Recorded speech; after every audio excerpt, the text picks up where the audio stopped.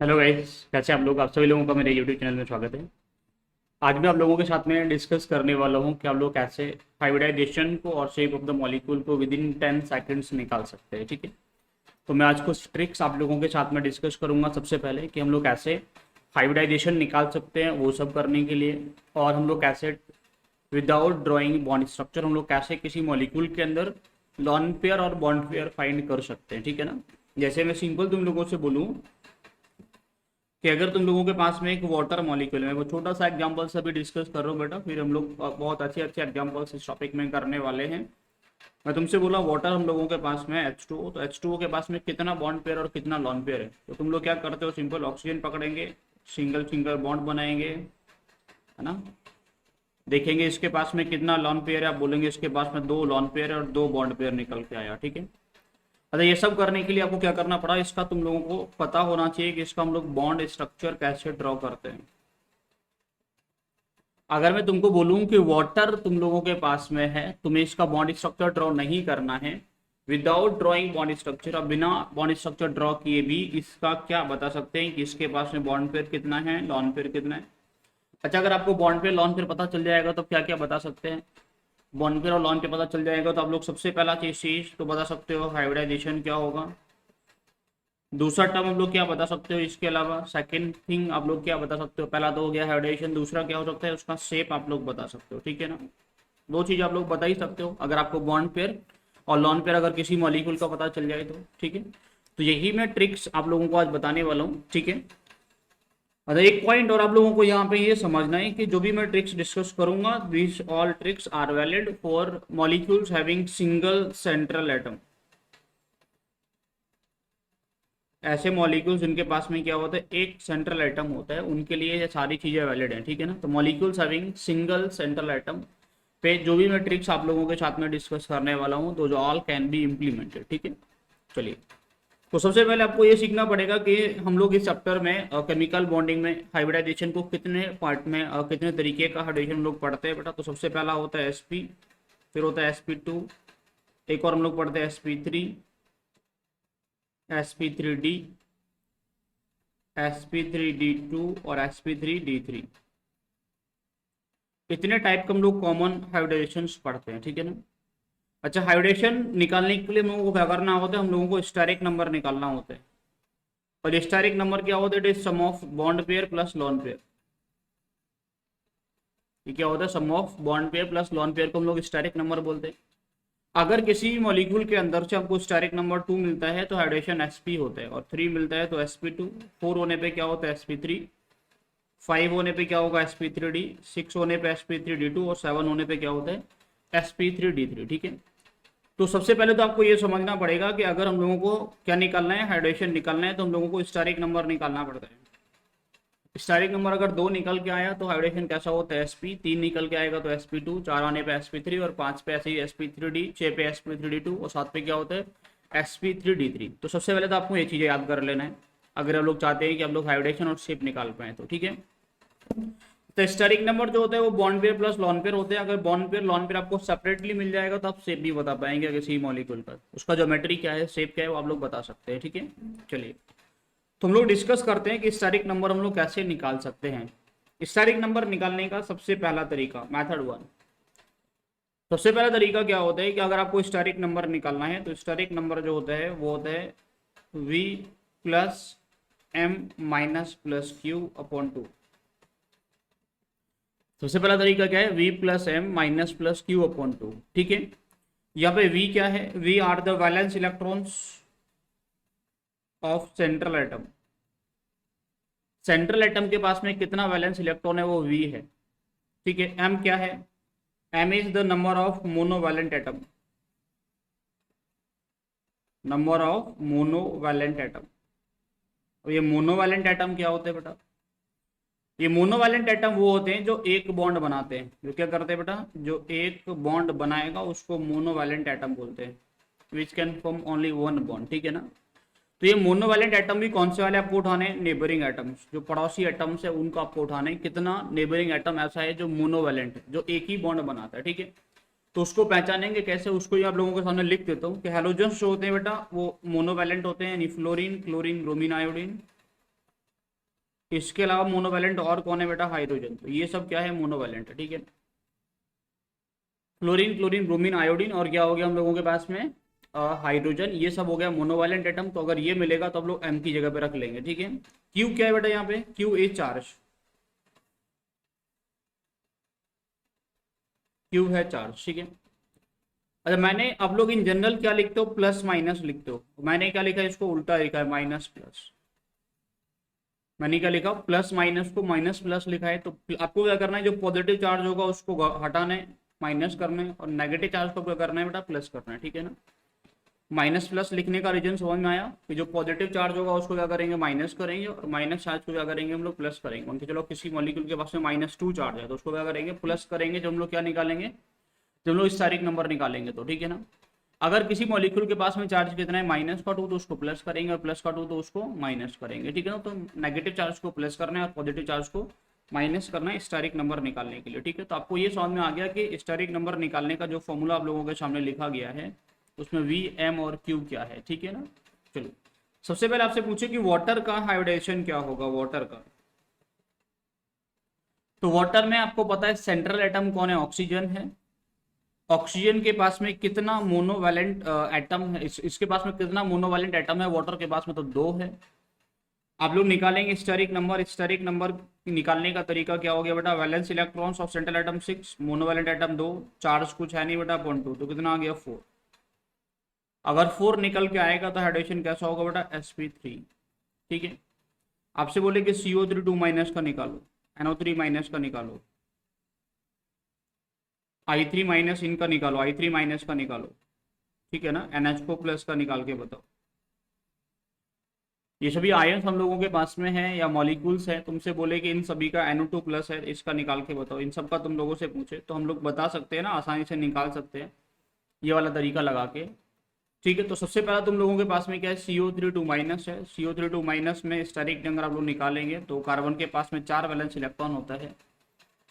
इसमें कोई monovalent atom तो नहीं है ना, क्योंकि ऑक्सीजन तो मैंने मोनोवैलेंट की लिस्ट में लिखा नहीं है, ठीक है।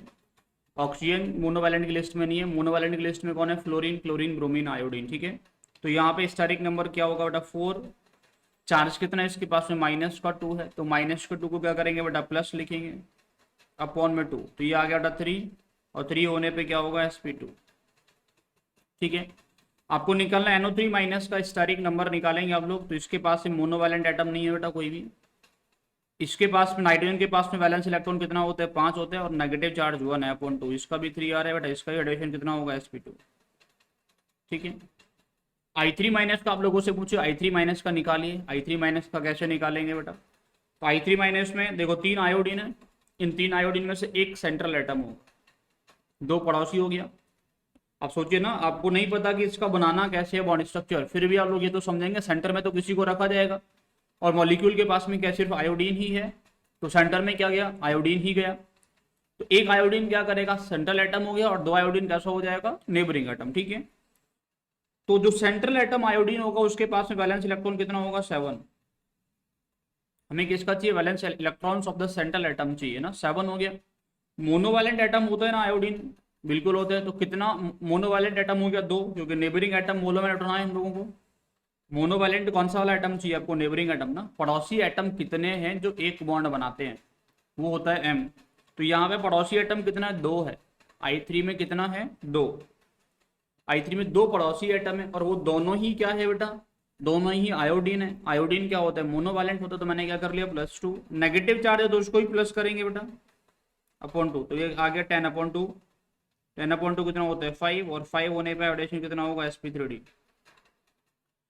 कितना होगा, sp3d। आपको निकालना है NH4 प्लस का। NH4 प्लस में कैसे निकालेंगे बेटा, नाइट्रोजन के पास में वैलेंस इलेक्ट्रॉन होता है 5, हाइड्रोजन जो है वो मोनोवैलेंट है, तो 4 हाइड्रोजन है, और पॉजिटिव चार्ज है तो उसको क्या करेंगे बेटा, -2, तो ये आ गया बेटा 8/2, दैट इज 4, और 4 होने पे क्या होता है, हाइड्रोजन sp3, ठीक है।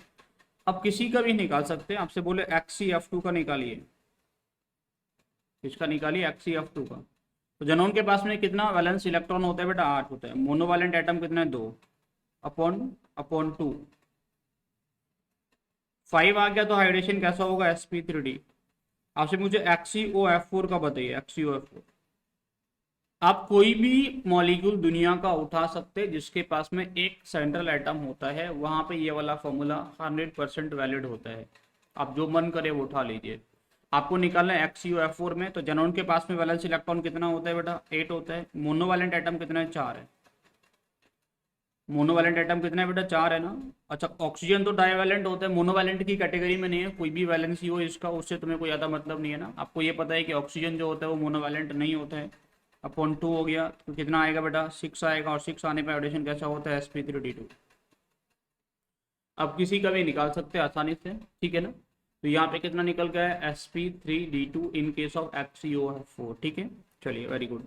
अभी सेकंड मेथड में डिस्कस करूंगा आप लोगों के साथ में, कि जिन लोगों को ये मेथड समझ नहीं आया वो दूसरे वाले मेथड से भी जा सकते हैं और आसानी से निकाल सकते हैं किसी मॉलिक्यूल के पास में कितना बॉन्ड पेयर है, कितना लॉन पेयर है, और उसका हम लोग हाइब्रिडेशन कैसे निकाल। पहले मैं हाइब्रिडेशन डिस्कस कर रहा हूँ बेटा, फिर बताऊंगा आपको बॉन्ड पेयर लॉन पेयर कैसे निकालना होता है। अभी स्टेरिक नंबर आपको निकालना सिखा रहा हूँ, टोटल निकालना सिखा रहा हूँ, फिर सेपरेटली कैसे निकालते हैं वो भी निकालना सिखाऊंगा अभी, ठीक है। दूसरा वाला तरीका क्या है बेटा? Method number 2। Method number 2 is very easy, बहुत आसान है। उसमें क्या करना है आपको? सबसे पहला काम है आपको, you have to calculate total valence electrons, ठीक है। आपको क्या करना है? किसी मॉलिक्यूल के पास में टोटल वैलेंस इलेक्ट्रॉन कितना है वो निकालना है, ठीक है। तो अब क्या करेंगे? दूसरा काम क्या है कि अगर टोटल वैलेंस इलेक्ट्रॉन आपको आता है बेटा कितना? It is less than equal to 8, if, तब टोटल वैलेंस इलेक्ट्रॉन को कितने से डिवाइड कर देंगे? 2 से डिवाइड करेंगे। जब 2 से डिवाइड करेंगे एक क्वेश्चन आएगा, एक रिमाइंडर आएगा। तो जो आपका हिस्टोरिक नंबर होता है वो क्या होता है? Question plus remainder. अभी हो सकता है ये चीज़ें आपको थोड़ा सा डिफिकल्ट लगे समझने में, जब मैं कुछ एग्जांपल्स लिखूंगा आपको बहुत आसानी से ये चीज़ें समझ में आने वाला है, और ऊपर वाले से भी आसान तरीका आपको ये लगेगा, ठीक है। क्योंकि आपको सिर्फ वैलेंस इलेक्ट्रॉन पता है किसी मॉलिक्यूल में, किसी एटम के पास में कितना होता है, तो भी आप उसका ज्योमेट्री बता सकते हैं, उसका हाइब्रिडाइजेशन बता सकते हैं आसानी से, ठीक है। अगर किसी मॉलिक्यूल के पास में total valence electrons, if total valence electrons are greater than 8, 8 से अगर ज़्यादा है, टोटल वैलेंस इलेक्ट्रॉन कैसा है? अगर 8 से ज़्यादा है तो आप क्या करेंगे बेटा? टोटल वैलेंस इलेक्ट्रॉन को 8 से ही डिवाइड कर देंगे। 8 से डिवाइड कर दिए तो एक क्वेश्चन आएगा, एक रिमाइंडर आएगा, ठीक है ना। इन जनरल आपका जो स्टैटिक नंबर होगा वो क्या होगा? Question plus remainder. एक बात और आपको याद रखना है, वो बहुत ही ज़्यादा इंपॉर्टेंट पॉइंट है, कि जो रिमाइंडर होगा वो 2 से छोटा होना चाहिए।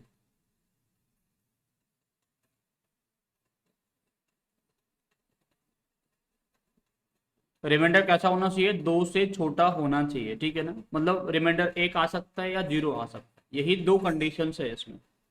अगर इसके अलावा कोई और रिमाइंडर आया, मतलब 2 या 2 से बड़ा रिमाइंडर आया, तो आप लोग क्या करेंगे? अगर ऐसा इससे बड़ा आता है, इफ रिमाइंडर जो है वो बड़ा आया 2 से या उसके इक्वल आया, तो हम लोग क्या करते हैं बेटा? रिमाइंडर को भी 2 से डिवाइड कर देंगे। जो रिमाइंडर को 2 से डिवाइड करेंगे तो एक नया क्वेश्चन आएगा और एक नया रिमाइंडर आएगा, क्यू प्राइम आर प्राइम मैंने लिख लिया। आपको जो स्टेरिक नंबर होता है वो क्या होगा? पहला वाला Q plus Q prime plus R prime. अभी इसको समझते हैं थोड़ा आसान तरीके से। अभी मैंने बताया आपको इतना याद रखना है कि अगर टोटल वैलेंस इलेक्ट्रॉन 8 है या उससे कम है तो 2 से डिवाइड कीजिए। अगर टोटल वैलेंस इलेक्ट्रॉन क्या 8 से ज्यादा तो 8 से डिवाइड कीजिए। 8 से डिवाइड करने में अगर रिमाइंडर 2 या 2 से बड़ा आया तो उसको फिर से 2 से डिवाइड कर दीजिए, ठीक है ना। क्योंकि आपको रिमाइंडर कैसा रखना है? 2 से छोटा रखना है। जो भी क्वेश्चन आएंगे उनको ऐड करना है और रिमाइंडर को ऐड करना है, वही आपका क्या होगा? स्टैटिक नंबर आप लोगों को मिल जाएगा, ठीक है। जैसे आप लोग समझिए ठीक से। सबसे पहला एग्जाम्पल हम लोग लेते हैं वही वाटर। आपसे पूछे वाटर का बताइए, ठीक है। तो वाटर में क्या होगा? टोटल इलेक्ट्रॉन्स कितना हो जाएगा? टोटल वैलेंस इलेक्ट्रॉन कितना होगा? ऑक्सीजन के पास में टोटल वैलेंस इलेक्ट्रॉन होता है 6, हाइड्रोजन के पास में होता है 1, टोटल मिला के हो गया 8। अगर 8 आएगा तब क्या करेंगे? 8 आएगा तो आप 2 से डिवाइड करेंगे, कितने बार गया बेटा? 4 बार। मैं लिखता हूँ इसका ना, क्वेश्चन कितना है? 4, और रिमाइंडर कितना है? 0। इसका एक नंबर कितना हो गया? 4 + 0 4, और स्टेरिक नंबर 4 होने पर हाइड्रोजन कितना होता है? sp3, ठीक है। आपको होपफुली समझ में आ गया होगा कैसे निकाला मैंने इसको। चलो एक और एग्जांपल हम लोग लेते हैं। मान के चलो आप लोगों के पास में क्या है? आप लोगों के पास में NO2, NO2 में क्या होगा बेटा, नाइट्रोजन के पास में कितना होते हैं, 7 होते हैं, और ऑक्सीजन के पास में कितना होते हैं, 6। सब कुछ मिला के नाइट्रोजन के पास में बैलेंस इलेक्ट्रॉन लिखने बेटा कितना होता है, 5। 5 + 12 इंटू कितना होगा, टोटल मिला के 17। 17 आया तो ये 8 से बड़ा है, तब क्या करेंगे बेटा, इसको आप 8 से डिवाइड करेंगे। आपने 8 से डिवाइड कर दिया। 8 से डिवाइड आप लोगों ने किया, कितने टाइम्स गया, 2 टाइम्स, और रिमाइंडर आया 1, तो 2 + 1 दैट इज 3, और 3 आने पे हाइब्रिडेशन कैसा होगा, sp2। ठीक है, 3 आने पे आपका हाइब्रिडाइजेशन कैसा हो जाएगा, sp2। ठीक है, तो NO2 का आप लोगों को समझ में आ गया। चलो एक और अच्छा एग्जाम्पल लेते हैं। मान के चलो आप लोगों के पास में क्या XeF2 है। ठीक है, XeF2 में जेनॉन के पास में कितना वैलेंस इलेक्ट्रॉन होते हैं, 8। फ्लोरीन के पास में कितना होता है, 7। ठीक है, सब कुछ मिला के कितना हो गया, दैट इज 22। 22 कैसे, 8 से बड़ा ही है। आप क्या करेंगे, 22 को 8 से डिवाइड कर लिए, कितने बार गया बेटा, 2 टाइम, कितना रिमाइंडर आया, 6। अब जो मैंने आपको दूसरा वाला कॉन्सेप्ट बताया था उसको याद कीजिए। आपका रिमाइंडर कैसा है बेटा, 6 से 6 आया, तो मतलब 2 से बड़ा तो नहीं आना चाहिए था, 2 या 2 से बड़ा। तो रिमाइंडर आप क्या लेके आ सकते हैं, 0 और 1 ओनली। रिमाइंडर क्या हो सकता है, या तो 0 हो सकता है या 1 हो सकता है, इसके अलावा कोई और रिमाइंडर आएगा आप उसको कंसिडर नहीं करेंगे। इसके अलावा कोई और आया रिमाइंडर तो आप क्या करेंगे, उसको 2 से फिर से डिवाइड कर दीजिए। 6 आ गया, 6 आ गया तो कितने से डिवाइड करना है, 2 से। कितने बार जाएगा, 3 बार। रिमाइंडर कितना आएगा, 0। आपको किसको ऐड करना है बेटा, इसको ऐड करना है, 2 3 0। आपका स्टैटिक नंबर कितना आएगा, 2 + 3 + 0 दैट इज 5। 5 आने पर रोटेशन कितना होता है, sp3d। आपको होपफुली चीजें समझ में आ रही होंगी। ठीक है, एक और एग्जांपल लेते हैं। आपसे बोले SF4 कब निकालिए। सल्फर के पास में कितना वैलेंस इलेक्ट्रॉन है बेटा, सल्फर के पास में होते हैं 6, और फ्लोरीन के पास में होता है 7। सब कुछ मिला के कितना हो गया, 34। 34 हो गया। आप क्या करेंगे, हम 34 होगा क्योंकि 8 से बड़ा है तो 8 से हम लोग डिवाइड कर देंगे। कितने टाइम्स आएगा बेटा, 4 टाइम्स, और रिमाइंडर आएगा 2। क्या 2 रिमाइंडर आ सकता है, नहीं आ सकता। रिमाइंडर क्या आएगा, 0 और 1। अगर 0 और 1 रिमाइंडर नहीं आए तो क्या करेंगे आप करेंगे फिर से 2 से डिवाइड। आप लोगों ने क्या किया, फिर से 2 से डिवाइड कर दिया। कितना आएगा, 1 और 0, सब कुछ मिला के 4 + 1 + 0 दैट इज 5। हाइब्रिडेशन कितना होगा, sp3d। आपको कुछ भी मिलेगा, आपको सिर्फ उसका वैलेंस इलेक्ट्रॉन्स निकालना है और आप उसका हाइब्रिडाइजेशन भी निकाल सकते हैं। चलिए, आपको स्टैटिक नंबर निकालना होपफुली सही तरीके से समझ में आ गया होगा। मैं तुम लोगों से बोला कि NO3- का निकाल के बताइए, तो भी निकाल सकते हैं आप लोग सेम तरीके से। नाइट्रोजन के पास में वैलेंस इलेक्ट्रॉन 5 होता है, ऑक्सीजन के पास में बेटा 6 होता है, प्लस एक नेगेटिव था उसको ऐड कर लिए। ठीक है ना, सब कुछ मिला के कितना हो जाएगा बेटा, 24। कितने से डिवाइड करेंगे, 8 से। कितने टाइम्स आएगा, 3 बार। रिमाइंडर 0, सब कुछ मिला के 3। Hybridisation sp2। इससे आसान और क्या ही तरीका हो सकता है ना हाइब्रिडेशन निकालने का, स्टेरिक नंबर निकालने का। ठीक है, ये 2 तरीके से आप लोगों को होपफुली समझ में आ गया होगा कि हम लोग स्टेरिक नंबर कैसे निकालते हैं। ठीक है, अच्छा स्टेरिक नंबर होता क्या है पहले ये बताइए, एक बार मैं फिर से उसको रिवाइज करवा देता हूँ। स्टेरिक नंबर क्या होता है, steric number is bond pair plus lone pair. Steric number is bond pair plus lone pair. अच्छा, अगर मैं आपको ये बता दूं किसी मॉलिक्यूल के पास में बॉन्ड पेयर इतना होता है तो लोन पेयर तो आप निकाल ही लेंगे। अगर आपको किसी मॉलिक्यूल के अंदर बॉन्ड पेयर कितना ये पता चल जाए तो लोन पेयर निकालना तो कोई बहुत बड़ी मुश्किल बात नहीं होगी। हम लोग क्या करेंगे, स्टेरिक नंबर से बॉन्ड पेयर को माइनस करके लोन पेयर निकाल सकते हैं। ठीक है, चलो, तो सबसे पहले हम लोग बातें करेंगे कि किसी भी मॉलिक्यूल के अंदर बॉन्ड पेयर कैसे निकालें। क्या निकालेंगे बेटा, बॉन्ड पेयर कैसे निकालें, ये बात मैं आप लोगों के साथ में डिस्कस करने वाला हूं। How to calculate bond pair, bond pair कैसे निकाला जाए किसी मॉलिक्यूल के अंदर। ठीक है, तो बेटा बॉन्ड पेयर निकालने का एक सिंपल सा और बहुत ही आसान तरीका होता है। Bond pair is always equal to number of neighbouring atoms. ये तो बहुत आसान सा काम हो गया। Bond pair is equal to number of neighbouring atoms. Bond pair is always equals to number of neighbouring atoms. Bond pair किसके equal होते हैं बेटा? नंबर ऑफ नेबरिंग एटम के इक्वल होता है। जितना पड़ोसी एटम उतना बॉन्ड पेयर। मतलब ये कि वाटर के अंदर आपसे पूछे बॉन्ड पेयर कितना होता है, बोलेंगे दो। पड़ोसी एटम कितना है बेटा? इसमें दो ही तो है। मैं तुमसे बोला हमारे पास में क्या है बेटा, NO3-, इसमें बॉन्ड पेयर कितना? आप बोलेंगे तीन। पड़ोसी एटम कितना है? तीन। I3- से बॉन्ड पेयर कितना? आप बोलेंगे दो। I3- में एक तो सेंट्रल हो गया, दो पड़ोसी हो गया। SO4-2, इसमें बॉन्ड पेयर कितना? आप बोलेंगे चार। समझे कि नहीं समझे बेटा? XeOF4, इसमें बॉन्ड पेयर कितना? ऐसे बॉन्ड पेयर कितना? पांच, क्योंकि जनोन क्या है? सेंट्रल एटम है, बाकी बचा हुआ क्या हो गया? नेबरिंग एटम हो गया। बॉन्ड पेयर निकालना क्या होता है? जितना पड़ोसी एटम उतना ही क्या होता है? बॉन्ड पेयर भी होता है। ठीक है। आपसे बोले कि हमारे पास में क्या SF4, इसमें बॉन्ड पेयर कितना? आप बोलेंगे चार। अच्छा, इतना आसान होता है बॉन्ड पेयर निकालना? क्या होता है बॉन्ड पेयर? जितना नेबरिंग एटम उतना ही बॉन्ड पेयर हो गया। किसी भी मॉलिक्यूल के पास में जितना नेबरिंग एटम होगा उतना ही क्या होता है? उसके पास में बॉन्ड पेयर्स भी होता है। ठीक है। सीरी चल रही है, एक सेकेंड। शट अप सीरी, शट अप सीरी। देखिए, आपको यहां तक बॉन्ड पेयर कैसे निकालते हैं वो समझ में आ गया होगा। बॉन्ड पेयर निकालना तो बहुत ही आसान सा टर्म हो गया। वाटर के अंदर कितना बॉन्ड पेयर, मतलब जितना नेबरिंग एटम होता है उतना ही क्या होता है? बॉन्ड पेयर भी होता है। वाटर का निकाल लिया, NO3- का निकाला, I3- का निकाला, SO4-2 का निकाला। अच्छा, तुम लोगों को स्टैटिक नंबर निकाला सिखाए कि नहीं सिखाए हम? अब बोलेंगे यस सर। वाटर का कितना होता है? चार। इसका कितना आया था? तीन। इसका कितना निकल के आया था? पाँच, है ना। इसका कितना निकला था? चार। इसका कितना निकला था? छः। इसका कितना निकला था? इसका भी पाँच। इसका कितना निकला था? SO4, हाँ पाँच। ठीक है। स्टैटिक नंबर निकालने के दो तरीके आपको सिखाया। आप टोटल वैलेंस इलेक्ट्रॉन काउंट कर लो, या फिर V+M-+Q/2 वाला तरीका निकालो। स्टैटिक नंबर आपको मिल गया तो क्या लॉन पेयर आपको नहीं मिलेगा? बोलेंगे तो मिल जाएगा लॉन पेयर। तो कैसे? स्टैटिक नंबर में से बॉन्ड पेयर को माइनस कर लेते हैं। यहाँ पे लॉन पेयर कितना? दो। यहाँ पे जीरो, यहाँ पे तीन, यहाँ पे जीरो, यहाँ पे एक, यहाँ पे एक। अच्छा, अगर आपको किसी भी मॉलिक्यूल का बॉन्ड पेयर और लॉन पेयर दे दिया जाए तो क्या आप उसका ज्योमेट्री नहीं बता सकते? तो बहुत आसान है। अगर आपको बॉन्ड पेयर और लॉन पेयर मिल जाए तो क्या उसका ज्योमेट्री, उसका शेप नहीं बताया जा सकता है? इट इज़ वेरी इजी, हम लोग आसानी से बता सकते हैं किसी का भी। भाई किसी के पास में चार और एक है तो बता सकते हैं कि नहीं बता सकते? बता सकते हैं।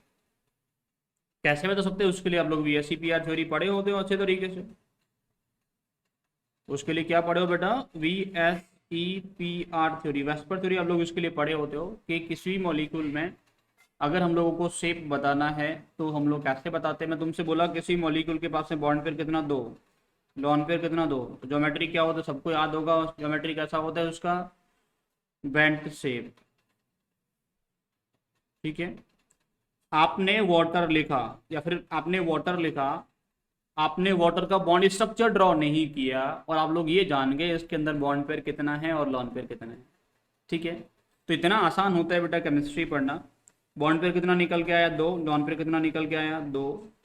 तो इसका ज्योमेट्री कैसा होगा बेटा? इसका ज्योमेट्री होगा बेटा I3- का। आप लोगों को ये नहीं पता कि इसका बॉन्ड स्ट्रक्चर कैसे ड्रॉ होगा, बॉन्ड कैसे बनाएंगे इसमें, लेकिन आप लोग ये निकालना सीख गए कि हम लोग इसका शेप क्या होगा वो बता सकते हैं, हाइब्रिडाइजेशन क्या होगा वही बता सकते हैं, वो भी विद इन सेकेंड्स। आपसे पूछो कितने सेकंड में इसको निकाल दोगे तो 10 सेकंड से ज़्यादा तो बिल्कुल नहीं लगेगा आप लोगों को। मैक्सिमम से मैक्सिमम क्या लगेगा? 10 सेकंड से पहले आप इसका आंसर दे देंगे। आप बोलेंगे तुरंत से, सर इसके पास में क्या होता है? हम वैलेंस इलेक्ट्रॉन कितना होता है? 7 होता है। नेबरिंग आइटम कितना है? 2 है। नेगेटिव चार्ज कितना है? 1 है। डिवाइडेड बाई 2 कितना आ गया? 5 आ गया। 5 क्या आ गया बेटा? Total static number. Bond pair कितना होगा? 2। लॉन पेयर कितना होगा? 3। आपको ये दोनों चीजें कंसीडर करना है, 2 और 3। 2 bond pair, 3 lone pair. Geometry कैसा होता है बेटा? लीनियर या डिस्टॉर्टेड लीनियर? क्या होता है? डिस्टॉर्टेड लीनियर या लीनियर। तो आई हम लोगों के पास में है। यहाँ पे क्या होगा बेटा? एक लॉन पेयर, दूसरा लॉन पेयर, तीसरा लॉन पेयर, एक इधर आई, एक इधर आई। नेगेटिव चार्ज को मैं बाहर लगा सकता हूँ, तो आप लोग आसानी से निकाल सकते हैं सभी का। ठीक है।